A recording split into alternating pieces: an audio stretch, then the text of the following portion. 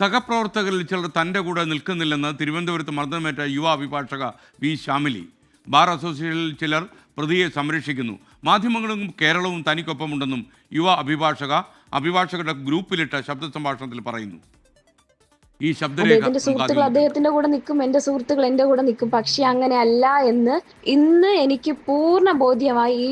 ഈ ബാർ അസോസിയേഷനിലുള്ള ചുരുക്കം എല്ലാവരെയും ഞാൻ കണ്ണടച്ച് ആക്ഷേപിക്കുന്നില്ല. ഒരു കാര്യവും എന്തൊക്കെയോ കഥകൾ പല സൈഡിൽ നിന്നും ഒരിടത്ത് ഞാൻ തുണി പിടിച്ച് വലിച്ചു.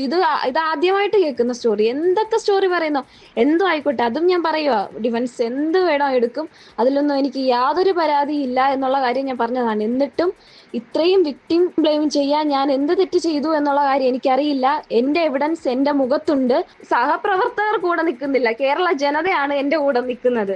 അവരറിയട്ടെ എന്താ ഇതിനകത്ത് നടക്കുന്നത് എന്നുള്ള കാര്യം അവരറിയട്ടെ. അതിന് മീഡിയ ആണ് എന്നെ സഹായിക്കുന്നതെങ്കിൽ ഞാൻ ആ മീഡിയയുടെ ഒപ്പം തന്നെയാണ്.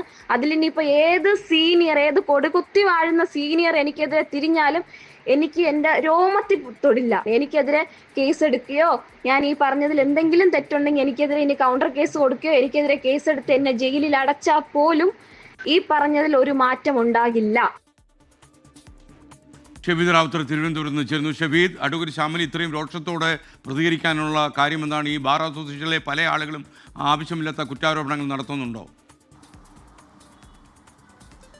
എസ് കെ, ഉറപ്പായിട്ടും ഗൗരവമുള്ളൊരു ഓഡിയോയിൽ നമുക്കിതിനെ കാണാൻ കഴിയും. എസ് കെ, നമുക്കറിയാം ഈ സംഭവം നടന്നത്, അതായത് ഈ ശ്യാമിലിയെ മർദ്ദിച്ചതിന് ശേഷം പോലീസ് സ്റ്റേഷനിലേക്ക് വിവരമറിഞ്ഞ് പോലീസ് ആദ്യം കോടതിയിലേക്ക് എത്തുമ്പോൾ അവിടെ ഈ ബാർ അസോസിയേഷൻ്റെ ഭാരവാഹികൾ പറഞ്ഞത് FIR ഇടാതെ നിങ്ങൾക്ക് പുള്ളിയെ കസ്റ്റഡിയിലെടുക്കാൻ കഴിയില്ല, അതായത് പ്രതിയെ കസ്റ്റഡിയിലെടുക്കാൻ കഴിയില്ല. ആ തടസ്സപ്പെടുത്തലാണ് പിന്നീട് നമ്മുടെ ഈ പ്രതിയായിട്ടുള്ള ബെയിലിൻ ദാസിന് 2 ദിവസം ഒളിവിൽ പോകാൻ സഹായിച്ചതെന്ന് പോലീസിനുള്ളിൽ തന്നെ കുറ്റപ്പെടുത്തലുണ്ട്. അപ്പോൾ ബാർ അസോസിയേഷൻ ആ രീതിയിൽ പെരുമാറി എന്ന് പോലീസിന് തന്നെ പരാതിയുണ്ട്. പോലീസുകാരിൽ ചിലർ നമ്മളോട് പങ്കുവെക്കുകയും ചെയ്തതാണ്. ഇന്നലെയും നമ്മൾ ഈ ശ്യാമിലിയുമായി സംസാരിക്കുമ്പോൾ അവർ പറഞ്ഞത് സൗഹൃദത്തിൻ്റെ പേരിലായിരിക്കും ബെയിലിൻ ദാസിൻ്റെ ഒപ്പം ചില അഭിഭാഷകർ നിൽക്കുന്നത് എന്നുള്ള ഒരു സംരക്ഷണം നിറഞ്ഞ ഓഡിയോ ഒരു കാര്യമായിരുന്നു അവർ നമ്മളോട് പ്രതികരിച്ചത്. എന്നാൽ ഇന്നലെ രാത്രി അഭിഭാഷകരുടെ, പ്രത്യേകിച്ച് തിരുവനന്തപുരത്തെ പ്രധാനപ്പെട്ട അഭിഭാഷകരടക്കമുള്ള ഒരു വാട്സപ്പ് ഗ്രൂപ്പിൽ ശ്യാമിലി ഇട്ട ഓഡിയോ ആണ്. അതിന് മുൻപൊരു സാഹചര്യം ഉണ്ടായി.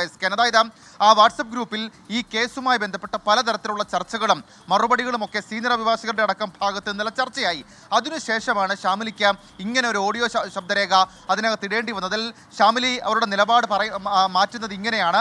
അതായത് താൻ ആദ്യം വിചാരിച്ചത് സുഹൃത്തെന്ന പേരിലായിരിക്കും ബെയിലിൻദാസിൻ്റെ ഒപ്പം ചില അഭിഭാഷകർ നിൽക്കുന്നത്. എന്നാൽ ബാർ അസോസിയേഷനിൽ ചിലർ മനഃപൂർവ്വം ബോധപൂർവം വിക്ടിം ബ്ലെയിം നടത്തിക്കൊണ്ട്, അതായത് ഇരയെ കുറ്റപ്പെടുത്തിക്കൊണ്ട് പ്രതിക്കൊപ്പം നിൽക്കുന്ന സമീപനം സ്വീകരിച്ചു. അത് തനിക്ക് വിഷമമുണ്ടാക്കി, അത് താൻ തുറന്നു പറയും, മാധ്യമങ്ങളിലൂടെ തുറന്നു പറഞ്ഞ് കേരളത്തെ അത് അറിയിക്കും എന്ന് ശ്യാമിലി ആ ശബ്ദരേഖയിൽ പറയുന്നുണ്ട്.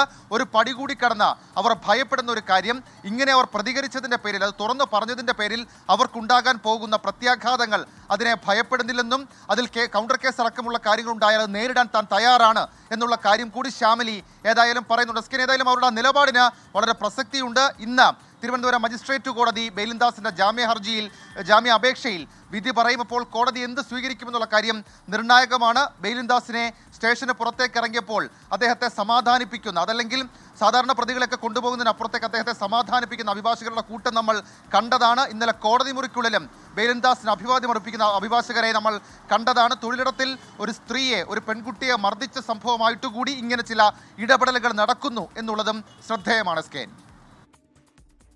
Thank you. ഷബീദ് റാവുത്തറാണ് വിവരങ്ങൾ നൽകിയത്. പക്ഷേ ഈ ശ്യാമിലിക്കെതിരായി രംഗത്ത് വന്നിട്ടുള്ള അഭിഭാഷകർ അറിയേണ്ട ഒരു കാര്യം, നിയമത്തിൻ്റെ വഴിയിൽ അവർക്ക് എന്താ ഇതിൽ ചെയ്യാൻ കഴിയുക? കാര്യം ശ്യാമിലിയെ പരസ്യമായി തല്ലി ഒരു അഭിഭാഷകനെതിരെയാണ് കേസ് വന്നിരിക്കുന്നത്. ഈ FIRൽ ഇവർക്ക് എങ്ങനെയാണ് ഇടപെടാൻ കഴിയുക? ഇവർക്ക് സംഘബലം ഉണ്ടെന്ന് കരുതി ഇതൊക്കെ ചെയ്യാമോ എന്നുള്ള കാര്യം ഈ അസോസിയേഷനിൽ പ്രവർത്തിക്കുന്ന, ഈ കുറ്റാരോപണവുമായി രംഗത്ത് വന്നിരിക്കുന്ന ആളുകൾ തന്നെ ആലോചിക്കണമെന്നാണ് നമുക്ക് പറയാനുള്ളത്.